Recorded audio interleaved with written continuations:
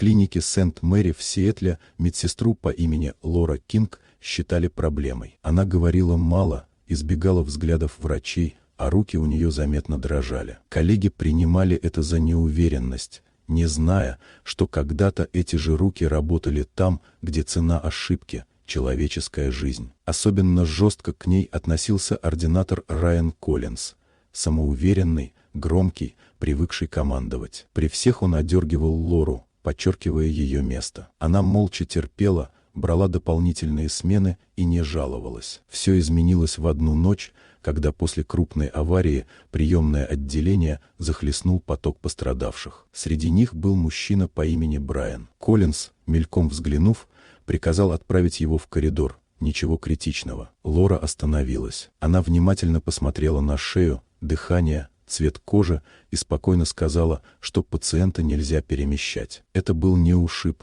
а опасное состояние легких. Счет шел на минуты. Врач вспылил, но в тот же момент монитор подал тревожный сигнал.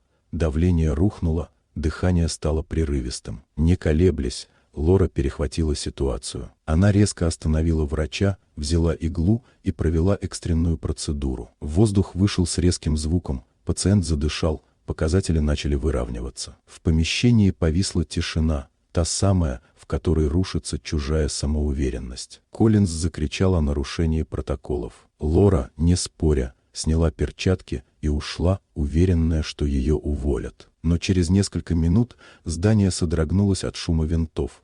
На служебной площадке приземлился военный вертолет. В больницу вошли вооруженные люди. Их командир, Майкл Ривз, задал всего один вопрос. «Где медик по позывному «Валькирия»?» Он нашел Лору и сказал просто: «Им нужен только она». Вертолет доставил тяжело раненого бойца Андрю, в теле которого находилось экспериментальное устройство, опасное при любом неверном движении. Лора мгновенно изменилась.